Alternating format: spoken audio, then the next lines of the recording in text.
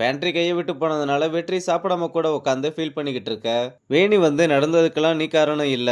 அப்புறம் ஏன் இப்படி ஃபீல் பண்ணிக்கிட்டு இருக்கேன்னு கேட்க, ஃபீல் பண்றத தவிர வேற என்ன பண்ண முடியும்? நீ கவலைப்படாத வெற்றி. கண்டிப்பா ரகுபதி சார் வந்தவொடனே பேண்ட்ரிய மறுபடியும் உன்கிட்டயே ஒப்படைச்சிருவாருன்னு சொல்றா. அப்ப விக்கி வந்து வேணி வெற்றி கூட பேசிக்கிட்டு இருக்கத பார்த்து, இவன்லாம் ஒரு ஆளுன்னு இவனுக்கு அட்வைஸ் பண்ணிக்கிட்டு இருக்க. இவன் போட்ட ஆட்டத்துக்கெல்லாம் இவனுக்கு தேவைதான்னு சொல்ல. ஏன்டா ஒருத்தவங்க கஷ்டப்படும் போது இப்படிதான் பேசுவியா? நீ ஃபர்ஸ்ட் இந்த பக்கம் வான்னு கூப்பிட்டு போய் கிச்சன்ல இருக்கும்போது அவனை நம்ம எவ்வளவு டார்ச்சர் பண்ணோம். ஆனா நம்ம பேண்ட்ரிக்கு போனப்ப அவன் அந்த மாதிரி ஏதாவது ஒண்ணு பண்ணானா? அவன் எங்க இருந்து வந்தான்னு கொஞ்சம் யோசிச்சு பாரு. இப்ப அவன் பேண்ட்ரியில வேலை செய்யறது பெரிய விஷயம். வந்ததுல இருந்து எவ்வளவோ போராடி அவனுக்கு அந்த பேண்ட்ரி கிடைச்சது. ஆனா இப்ப அதுவும் அவனோட கையை விட்டு போயிருச்சு. நீ அவனுக்கு சப்போர்ட் பண்ணலனாலும் பரவாயில்ல.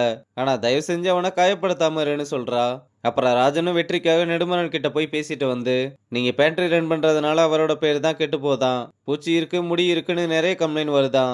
அதனால பேண்ட்ரி இனிமேல் கிச்சன் கண்ட்ரோல்ல எடுத்துக்கிறேன்னு சொல்லிட்டாங்கன்னு சொன்னதும், அப்ப நான் இனிமேல் பேண்ட்ரியில வேலை செய்ய முடியாதா? இல்ல ரகுபதி சார் வந்து அவரோட முடிவை சொல்ற வர உனக்கு விருப்பம் இருந்தா ரூம் சர்வீஸ்ல வேலை பாருன்னு சொல்ல அவனும் சரின்னு சொல்றான்.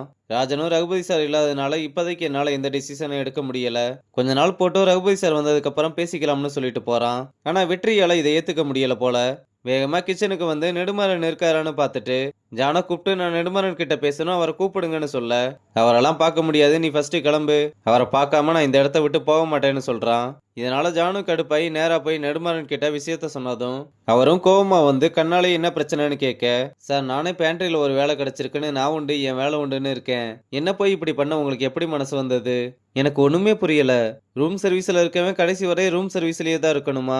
நாங்களாம் மேலே வரக்கூடாதான்னு கேட்க, பேசி முடிச்சிட்டியா, போய் ரூம் சர்வீஸ் வேலை பாருன்னு சொல்றாரு. நான் உங்களை எங்கேயோ வச்சிருந்தேன், ஆனா இப்பதான் உங்களை பத்தி தெரியுது. இத பாரு, நீ என்ன எங்க வச்சிருக்கேன்றத பத்தி எனக்கு கவலையே இல்ல. இதுக்கு முன்னாடியே உன்கிட்ட நான் தகுதிக்கு ஏத்த மாதிரி ஆசைப்படுன்னு சொல்லியிருக்கேன். அப்படி இனிமேலும் உன் தகுதிக்கு மீறி ஆசைப்பட்டா இப்ப பேண்ட்ரி கையை விட்டு போன மாதிரி உன் லைஃபும் கையை விட்டு போயிரும். என் டைம் வேஸ்ட் பண்ணாம போய் உன் சட்ட சொல்ற வேலையை செய். உன்கிட்ட பேசுற இந்த 10 நிமிஷத்தை நான் குப்பையில போட்டதா நினைச்சுக்கிறேன்னு அசிங்கப்படுத்திட்டு போறாரு. இதை கேட்டு வெற்றியுமே ரொம்ப சோகமாயிடுறான். இங்க ஹாஸ்பிட்டல்ல ரகுபதி கண்ண முழிச்சதுமே ரியாவும் ராஜனும் வேகமா வந்து, நான் ரொம்ப பயந்துட்டேன்ப்பா, இப்பதான் எனக்கு உயிரே திரும்பி வருதுன்னு சொன்னா. என்னம்மா போயிடுவேன்னு நினைச்சிட்டியா? அதெல்லாம் நடக்காது, நான் திரும்ப வந்துட்டேன்னு.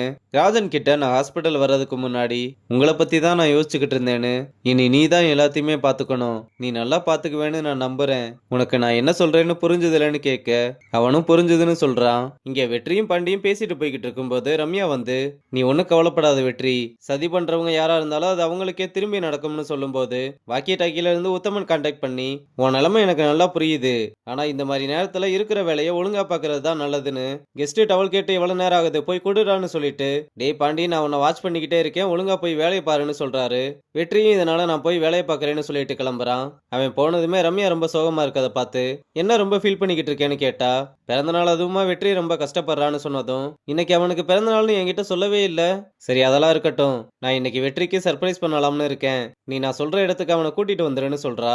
பாண்டி அதுக்கு என்னாலலாம் அவனை கூட்டிட்டு வர முடியாது, போன்னு சொல்லிட்டு கிளம்ப. வந்தா கேக்கு பிரியாணி எல்லாம் கிடைக்கும், அப்புறம் ஓ இஷ்டம்னு சொல்லிட்டு கிளம்புனதும், ஏய் ரம்யா நானும் வரேன்னு சொல்லிட்டு பின்னாடியே போறான். அப்புறம் ஐசு கிட்ட வந்து எனக்காக ஒரு ஹெல்ப் பண்ணணும்னு. வெற்றி பேண்ட்ரி கையை விட்டு போனதுனால ரொம்பவே சோகமா இருக்கான். நீங்க மட்டும் உங்க பேண்டை கூட்டிட்டு வந்து ஒரு சாங் இறக்குனீங்கன்னா கண்டிப்பா அவன் குசியாயிருவான்னு சொன்னா. அதெல்லாம் என்னால முடியாது ரம்யா, ஏங்க அவனுக்கு உங்க வாய்ஸ்னா ரொம்ப பிடிக்கும், எனக்கு பாட தெரிஞ்சா நான் ஏன் உங்களை கூப்பிட போறேன் சொல்லுங்க. அதுவும் இல்லாம இன்னைக்கு அவனுக்கு பிறந்தநாள் வேறன்னு சொன்னதும், என்னது இன்னைக்கு அவனுக்கு பிறந்தநாள்னு ஷாக் ஆகுறா. அதனால தாங்க நானும் கேட்கிறேன்னு ரொம்பவே கெஞ்சி கேட்க ஐசுவும் சரின்னு ஒத்துக்கிறா. அப்புறம் நம்ம பசங்க எல்லாருமே சேர்ந்து பர்த்டே பார்ட்டிக்கு எல்லாத்தையுமே ரெடி பண்ணிக்கிட்டு இருக்க.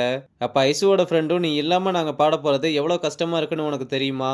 எங்களை விட உன் ஃபேன்ஸ் எல்லாம் ஏன் சோசியல் மீடியாவை டீஆக்டிவேட் பண்ணாங்க, அவங்க எப்ப திரும்பி பாட வர போறாங்கன்னு கேள்வியா கேட்கிறாங்கன்னு சொன்னா. சாரிடா, நீ என்ன சொன்னாலும் நான் என் முடிவுல இருந்து மாற போறது இல்லைன்னு சொல்றா.